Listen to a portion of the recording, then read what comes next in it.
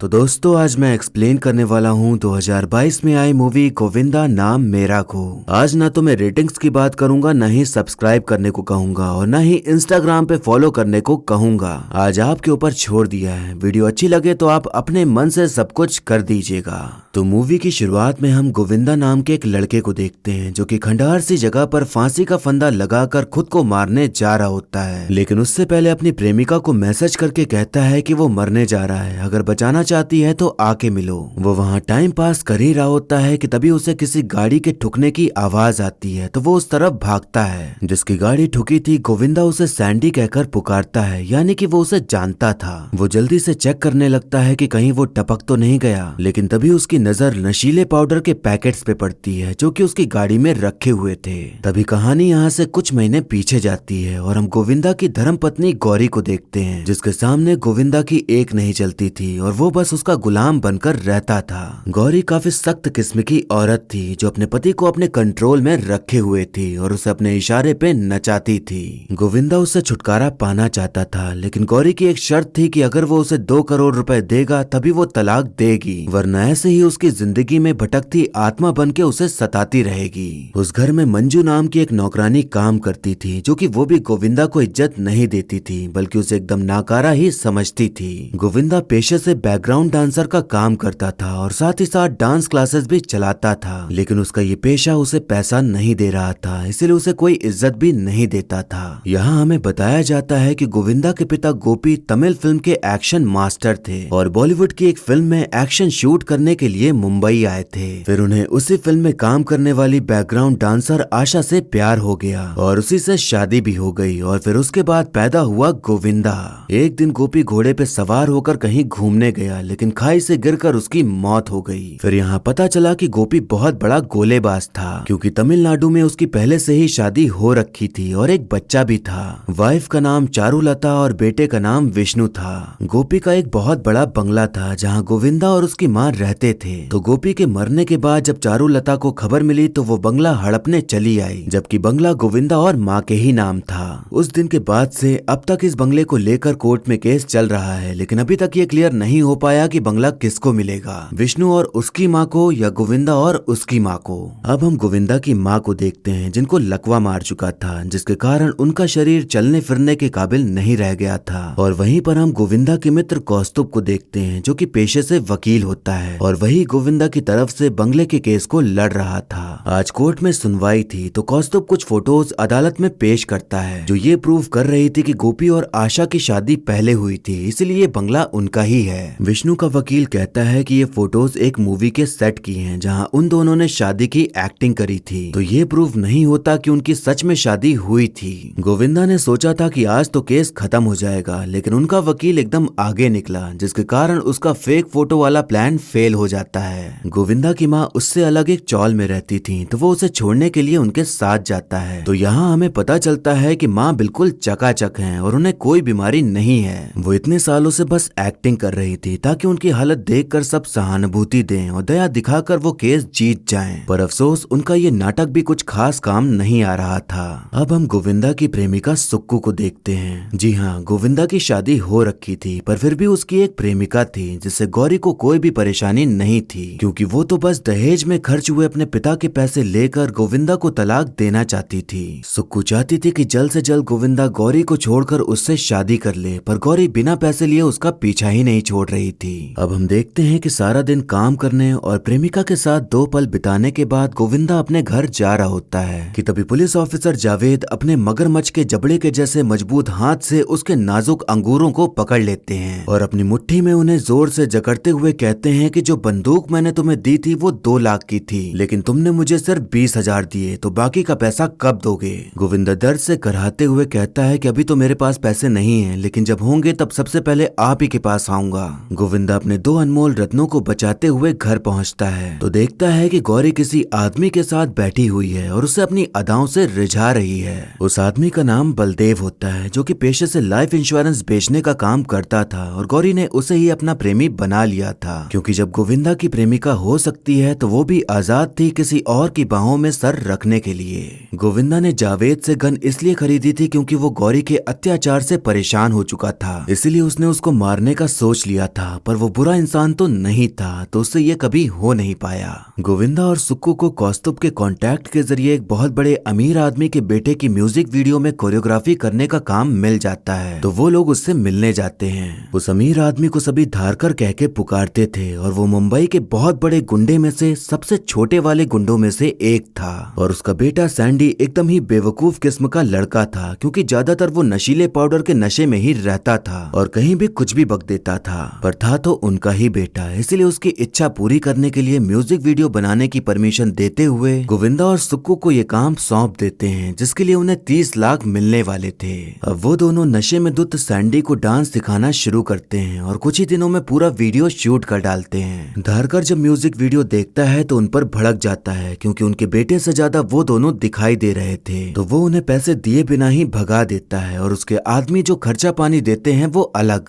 ये सब होने पर सुक्कू सोचती है कि शायद उसका कुछ नहीं हो सकता और आगे चलकर ऐसे ही धक्के खाने हैं, इसलिए वो गोविंदा से नाराज होते हुए उससे ब्रेकअप करके चली जाती है। अब एक तरफ जावेद अपना पैसा मांग रहा था, दूसरी तरफ उसकी बीवी उसकी जान खाती रहती थी, और वहीं अब इतनी मेहनत करने के बाद उसे धारकर से पैसा भी नहीं मिला और ऊपर से सुक्कू भी उसे छोड़कर चली गई थी। इसीलिए अब गोविंदा एक खंडहर जगह पर जाकर फांसी का फंदा लटका के खुद को मारने जा रहा होता है, लेकिन उससे पहले वो सुक्कू को मैसेज कर देता है कि वो मरने जा रहा है, तो अगर बचाना है तो आ जाए। ये वही सीन था जो हमने शुरुआत में देखा था और सब कुछ वैसा ही होता है जैसा बताया था। और अब आपको ये भी समझ आ गया होगा कि गोविंदा सैंडी को कैसे जानता था।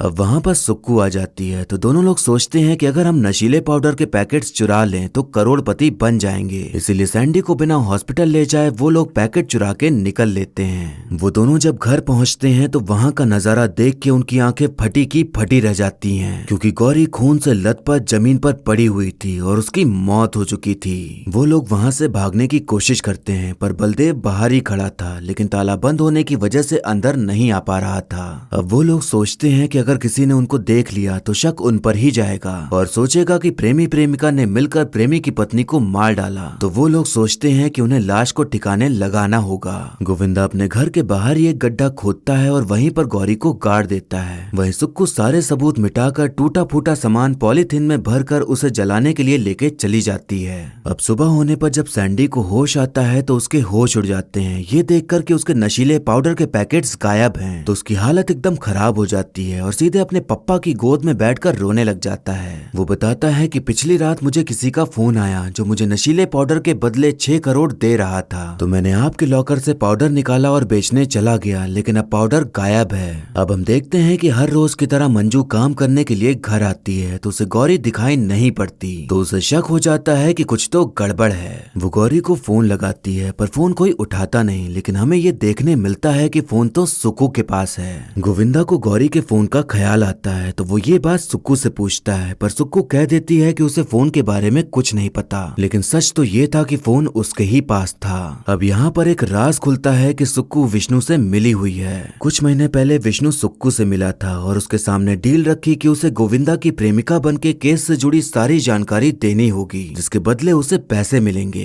तो अब यहाँ समझ आता है कि सुक्कू गोविंदा से प्यार करने का बस नाटक कर रही थी, ताकि वो उसके साथ रहकर जासूसी करते हुए विष्णु को सारी जानकारी दे सके, जिसके लिए उसे पैसे मिल रहे थे। पर अब तो गौरी का खून हो गया था और उसके सबूत मिटाने में वो भी शामिल थी, तो उसकी एकदम हवा टाइट हो रखी थी, इसलिए वो विष्णु से मदद मांगने के लिए आई थी, पर कुछ मदद मिलती नहीं। अब मंजू को साफ सफाई करते वक्त एक कांच का टुकड़ा मिलता है जिसके ऊपर खून लगा था, तो वो सीधे पुलिस स्टेशन पहुंच जाती है और जावेद को सब कुछ बता देती है। जावेद ने गोविंदा को गन बेची थी, तो उसे लगता है कि शायद उसने गौरी को टपका दिया, इसलिए वो मंजू की बात में हाँ हाँ करके उसे जाने को कह देता है, लेकिन कोई एक्शन नहीं लेता, नहीं तो उसका भी नाम सामने आ जाता। अब यहाँ पर एक और राज खुलता है कि मंजू और सुक्कू मिले हुए हैं और मंजू सुक्कू को सारी बातें बताती है और वो भी ये सब पैसों के लिए ही कर रही थी। अब गोविंदा अपने मित्र कौस्तुभ और अपनी माँ को सारी बातें बता देता है, तो कौस्तुभ आइडिया देता है कि हम 2 करोड़ में ये बंगला विष्णु को दे देते हैं और फिर उसके बाद यहाँ से भाग निकलेंगे।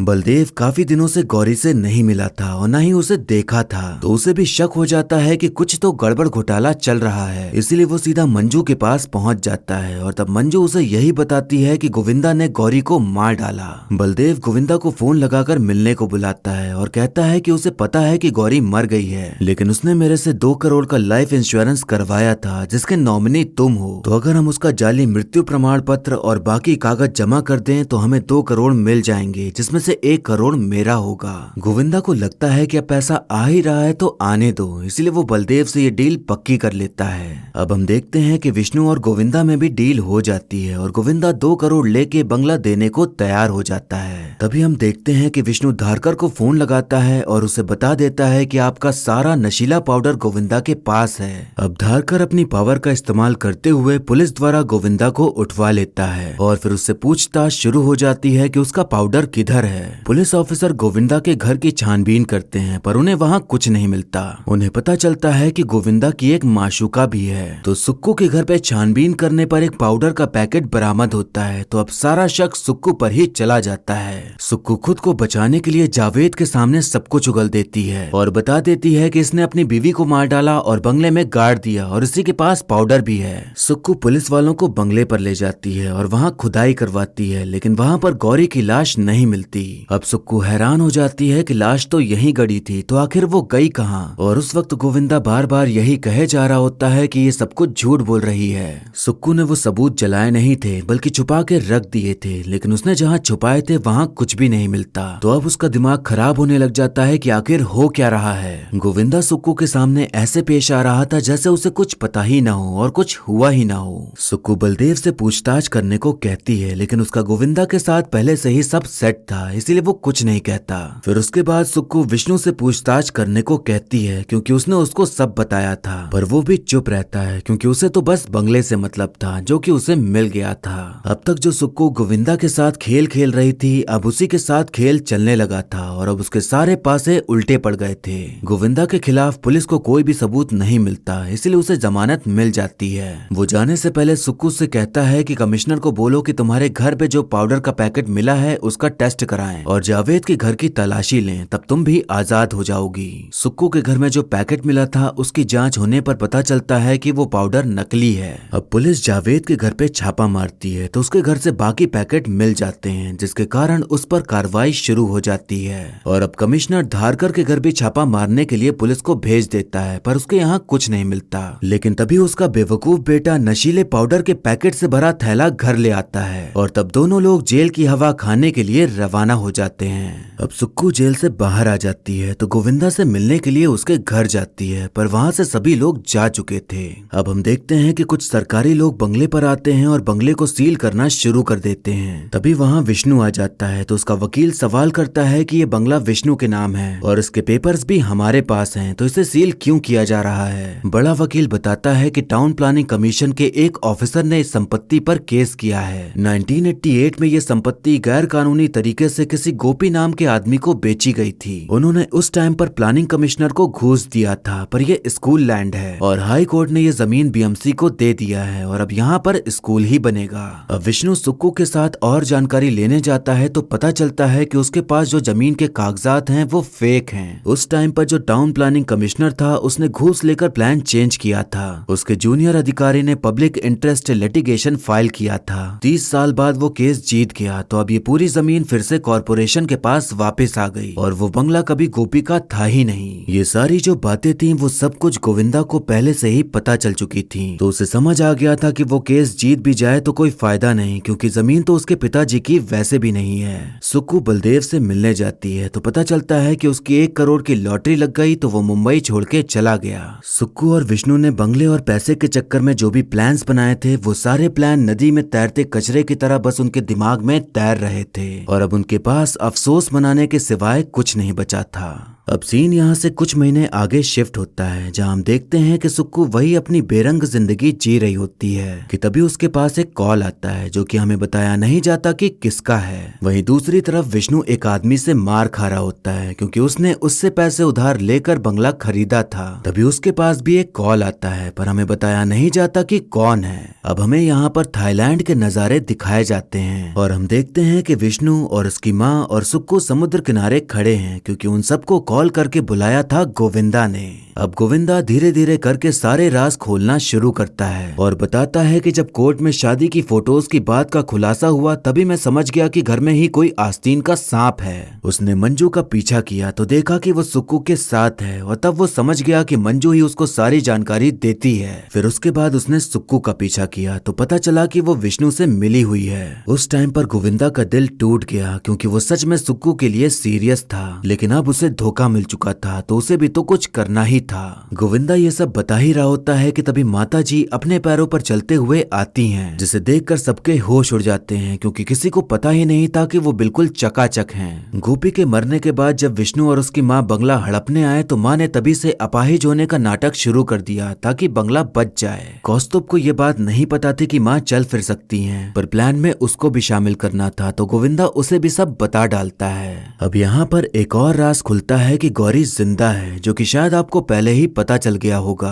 लेकिन इन सभी को अब पता चला तो उनका मुंह खुला का खुला रह जाता है। गौरी और गोविंदा की बिल्कुल भी नहीं बनती थी, लेकिन गोविंदा अपना प्लान लेके गौरी के पास जाता है और बताता है कि बीएमसी इस बंगले पर कब्जा करने वाली है तो हमें कुछ भी नहीं मिलने वाला, इसलिए मेरे पास एक प्लान है जिसके बाद खूब पैसा होगा और तुम्हें तलाक भी मिल जाएगा। अब यहाँ पर गोविंदा को पता चलता है कि गौरी ने लाइफ इंश्योरेंस ले रखा है जिसका नॉमिनी वही है, ताकि गौरी को कुछ हो जाए तो उसके पास पैसे रहें जीने के लिए। और बलदेव उसका आशिक नहीं था, वो तो बस गोविंदा को जलाने के लिए उससे चिपकती थी, यानी कि उनके बीच बस थोड़ी बहुत मिसअंडरस्टैंडिंग हो गई थी, पर गौरी को गोविंदा से भरपूर प्यार था। गोविंदा सैंडी को फोन लगाता है और उसे पाउडर के बदले 6 करोड़ देने की बात कहता है। उसने सोचा था कि वो उसे बेहोश करके पाउडर ले लेगा, लेकिन उसने खुद ही गाड़ी ठोक के खुद को बेहोश कर लिया। उधर माँ और गौरी मिलकर मस्त सेटअप तैयार करते हैं और फिर गौरी खून लगाकर जमीन पे लेट जाती है। फिर गोविंदा सुक्कू को घर लेके आता है और तब वो लोग गौरी को मरा समझ के बॉडी गाड़ने लगते हैं, लेकिन सुक्कू के जाने के बाद गोविंदा गौरी को निकाल लेता है। माँ ने सुक्कू पर नजर रखी हुई थी तो वो देखती है कि वो सबूत जलाने के बजाय छुपा रही है, तो उसके जाने के बाद वो सबूत गायब कर देती हैं। फिर उसके बाद गौरी बेबी पाउडर का इस्तेमाल करके नकली नशीला पाउडर बनाती है और वो पाउडर चालाकी से माँ सुक्कू के घर में रख आती है। उसके बाद माँ नौकरानी बनकर जावेद के घर जाती हैं और वहाँ पर भी नकली नशीला पाउडर रख देती हैं, क्योंकि उसे भी तो रास्ते से हटाना ही था। जो पाउडर गोविंदा ने सैंडी से चुराया था वो उसी को बेच देता है, तो जो थैली भर के सैंडी पाउडर लेके गया था वो उसी का था, पर वो इतना बेवकूफ था कि गलत टाइम पे लेके आ गया।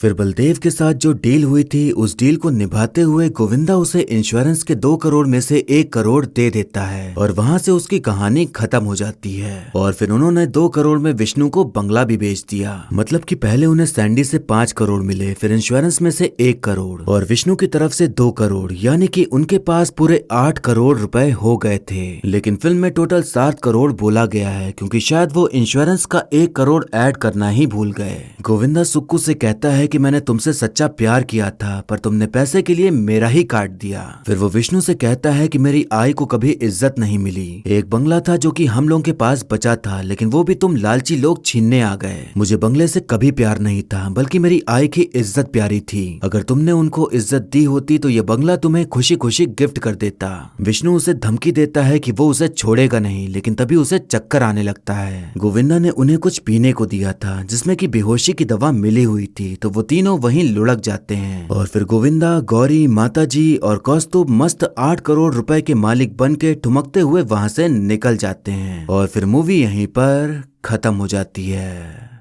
तो दोस्तों, अगर मैं मूवी की बात करूं तो इसमें कुछ समझाने जैसा नहीं है, बल्कि ये ऐसी मूवी है जिसे बस एक बार देख के मनोरंजन किया जा सकता है। बाकी और कुछ भी ऐसा नहीं था जो बताने लायक हो। फिल्म के फर्स्ट हाफ में कहानी बस इधर उधर करने में चली जाती है और कुछ सीन को बहुत खींचा गया है या फिर बार बार वही एक बात बताई गई है। सेकंड हाफ में ही कहानी थोड़ा जोर पकड़ती है और इस मूवी का सारा मजा इसके आखिर के 15 मिनट में ही है, जब सारे राज खुलते हैं। वैसे गौरी का अचानक से मर जाना मन में शक पैदा कर देता है कि जो हमें दिखाया जा रहा है वो सच नहीं है, बल्कि सच कुछ और ही है। और फिर धीरे धीरे हमें कहानी समझ आने लग जाती है और राज खुलने के कुछ समय पहले ही समझ आ जाता है कि गंगाधर ही शक्तिमान है, यानी कि जो चालाक चतुर दिख रहे हैं वही सबसे बड़े बेवकूफ हैं और जिनके ऊपर चाल चल रहे हैं वो उनके ही गेम में फंस रहे हैं। अब एक्टिंग की बात करें तो विक्की कौशल ज्यादातर सीरियस रोल में ही नजर आते हैं, पर इसमें हमें वो कॉमेडी करते हुए नजर आए। उन्होंने एक इंटरव्यू में बोला था कि जब एक ही तरह के किरदार निभाने लगो तो दिमाग फिर एकदम सीरियस टाइप का होने लगता है, इसीलिए इस बार कुछ अलग किरदार निभाने की कोशिश की ताकि दिमाग थोड़ा फ्रेश हो सके।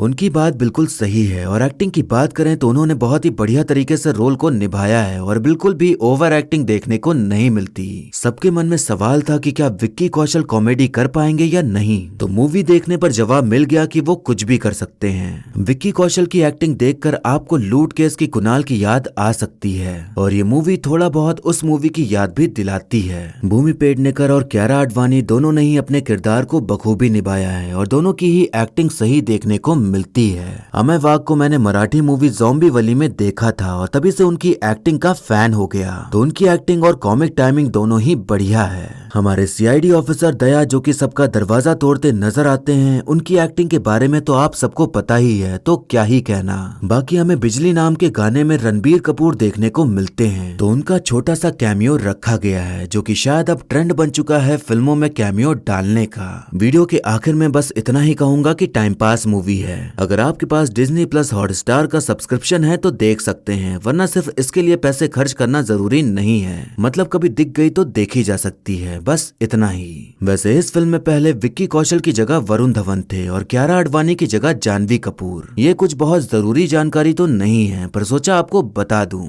मैं जब मूवी देख रहा था तो मेरी नजर एक लड़की पर पड़ी जो कि एक एक्ट्रेस की तरह लगती है, तो आप जरा बताइए कि आपको ये किसकी तरह लग रही है। इस मूवी का एक्सप्लेनेशन 20 मिनट के आसपास ही गया है, तो अब जिनकी भी शिकायत थी कि वीडियो बहुत लंबी होती है, उनकी शिकायत सुन ली गई है। पर गौर करने वाली बात यह है कि फिल्म में ऐसा कुछ था भी नहीं जो बताया जाए, तो मेन वजह यह है वीडियो छोटी होने का। उम्मीद करता हूँ कि आपको वीडियो पसंद आई होगी, और अगर आई है तो वीडियो को लाइक कर दीजिए और एक कमेंट भी कर दीजिए ताकि मुझे पता चले कि आपको वीडियो अच्छी लगी। बाकी मिलते हैं नेक्स्ट वीडियो में, तब तक के लिए टाटा बाय बाय और नमस्ते।